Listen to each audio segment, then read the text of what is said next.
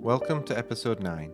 In this episode, we're going to talk about how the world is saved and the data structure for the game. Stay tuned till the end, as I have an announcement about these devlogs. Creation is a big part of PlanetSmith. Players will spend a large amount of time making cool structures.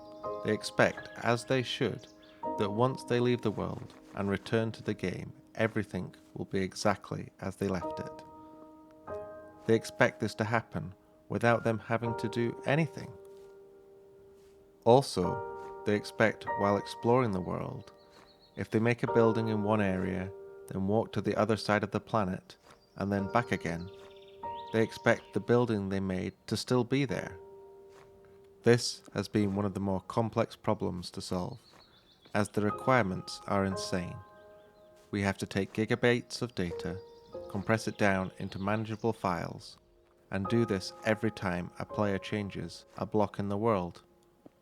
To make this even harder, this has to cause no lag spikes and be so seamless the player doesn't even notice it's happening. One solution would be to only save the changes the player has made to the world. Then when the game reloads, the world generation would work like normal, then the changes would be applied. However, this turns out to be slower than saving the entire world to disk and loading the world directly from disk. And it only provides a small advantage over the save size due to the data being extremely compressible. For the data structure, each chunk is 16 by 16 voxels and 512 voxels tall. This is then split into 32 subchunks for meshing. I could take those chunks and save them individually to the hard drive. However, I decided this was inefficient and would mean a save contained hundreds of separate files, and your computer would have to search every one to find the file it needs. So instead, I decided to group a 32 by 32 chunk area into what I call a zone. That is a whopping 512 voxels in each direction, totaling 134 million voxels. From the previous video, we learnt that each voxel is 2 bytes, meaning this would take 270 megabytes of memory for each zone, which you can imagine is not ideal. This means we're going to have to find some way to compress our data into a more manageable file size. I haven't talked about this yet, but we need to understand how the world updates. In most games, this isn't even a consideration. Game worlds tend to be relatively static, and any changes to the world are made every frame. So if your game is running at 100 FPS, this means the world is updated 100 times per second. If, in PlanetSmith, we tied world updates to the frame rate, this would cause massive FPS drops when loading chunks. Chunks are complex. Every time a new chunk is loaded, we have to process thousands of voxels and create a new mesh from scratch. So instead, I use a tick system, where chunks only receive 20 updates a second, regardless of the player's frame rate. This is fast enough that block changes appear seamless, but slow enough that your computer has time to complete all the complex calculations. However, these two update loops are not independent of each other. When a tick finishes and the meshes have been recalculated, they need to resync with the main thread in order to update the world. So when the tick is completed, on the next frame, the meshes will be added to the world and the player sees the changes they've made to a chunk. Your first thought might be to just add saving data into the tick update loop. However, although slower than the frame rate, each tick takes just 0.05 seconds.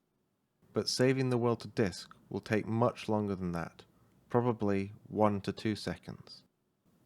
This means we need to create some sort of asynchronous process for saving, so it can happen in the background without the player noticing. The zone is copied for processing on another thread. Then it is compressed using gzip and finally written to the hard disk. Since this all happens on another thread, the game runs as if nothing is happening. If more changes happen while the game is saving, the zone is re-queued for saving and the process starts again. The compressed save ended up being about 1 megabyte, a great improvement from the uncompressed 270 megabytes. The last trick is loading. When a chunk loads, it first checks to see if its zone is already loaded. If not, it puts out a load from disk request for that zone. If there is a file on disk, the zone is loaded from another async function while the chunk waits for the process to complete. If no file was found on disk, then the chunk skips loading and is generated as a fresh chunk using world generation. Once the zone is loaded, the chunk resumes loading and the world is reconstructed from the save data. As some of you may already know, these devlogs have been going into the past of PlanetSmith development. I have been putting these videos together to tell the whole story. However, these videos have almost caught up to the current game state where we have a playable creative mode, and the game is just about ready to start work on survival mode. So starting soon, I'll be streaming some live game development. Watch out for the live stream posts. The first one is planned for tomorrow. Don't worry, if you're just here for the devlogs, I will still be continuing the series, but expect the videos less frequently, as I now have to make progress on the game first. I'm also planning some different YouTube content, which is more gameplay focused, so make sure you have clicked the subscribe button so you don't miss it. As I mentioned last video, I am considering running a Kickstarter for PlanetSmith later this year, but I will only run the Kickstarter if we have enough people interested. If backing this project to get the best price pre-ordering the game or getting alpha access is something that interests you, please follow PlanetSmith on Kickstarter. Link is in the description. Also, don't forget to wishlist PlanetSmith on Steam and join our Discord to make sure you don't miss any PlanetSmith news. We also have polls to take part in, and it's the best place to ask your questions directly to me. Thanks to all our members, you help make these videos possible. We have a lot of new members thanks to Sebastian Luna gifting a bunch during our surprise test livestream. Don't forget to sync your Discord and YouTube so you get access to our special members only Discord channels. Thanks for watching. I'll see you in the next one.